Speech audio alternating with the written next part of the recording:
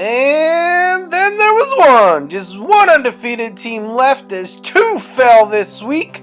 Let's get to the recap and see how it happened.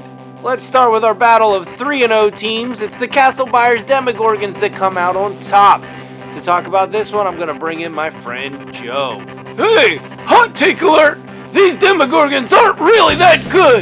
If Philip Lindsay doesn't punch somebody, if Tom Brady doesn't suck, if Doug Baldwin doesn't get hurt, if O.J. Howard doesn't get hurt, these guys are staring at 1-3 instead of 4-0. Ain't that the beauty of fantasy football?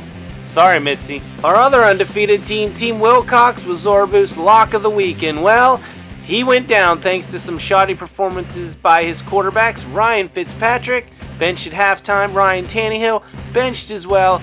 And Team Black Magic, behind the Packers defense, and Tariq Cohen comes away the winner. That makes Zoraboof a loser 2 weeks in a row, and that drops Team Wilcox into a tie for second place. Ho-hum, it's 3 o'clock in the afternoon. We're in the middle of the first set of games on Sunday. Let me pull up our fantasy league and check the scores. What? Saving myself for Manning is already over 200 points? How did that happen? With an epic performance. I'm talking like the most points ever scored in the history of this league. Saving myself for Manning absolutely crushes Team McCorkle by over, well, a lot. That makes her the big winner this week, and Team McCorkle our big loser. Whatever Todd Gurley said in that fantasy football locker room last week, it somewhat helped. Because I'm Your Pal was actually competitive this week.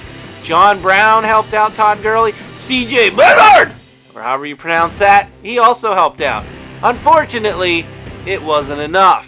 Team Coin came away the winner, 199 to 160.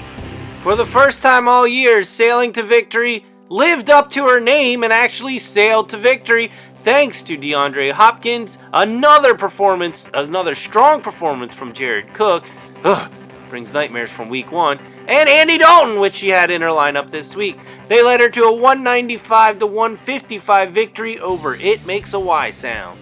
And saving the best for last, this was the best match of the week, back and forth the whole weekend, and it came down to Monday night. Kareem Hunt of Team McDaddy versus Patrick Mahomes of Team Whitaker. And Mahomes would take the lead, then Kareem would come back, then Mahomes. Finally, late in the game, behind a Kareem Hunt touchdown, Team McDaddy took the lead for good and won.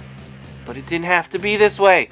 Alshon Jeffrey and his 24 points were on Team Whitaker's bench. That's a bonehead move! Instead of victory, you tasted defeat. Now let's check in with Zoraboo for our lock of the week. Alright, I'm going backstage of this kitchen to check out what they got cooking here. Chef? Where's the chef at? Chef? Zoraboo, what are you doing here? Is this your kitchen? Yeah. Oh, you're the chef? Yeah. I had no idea you were a chef. Okay, well, while you're here, why don't you make your fantasy football prediction of the week? Your lock of the week. Sound good? All right, who's going to win the most tightly contested matchup this week? Mr. Diaz or Mr. Coin? The lock of the week is Mr. Coin. What? Mr. Coin? You heard it. The lock of the week this week, Mr. Coin.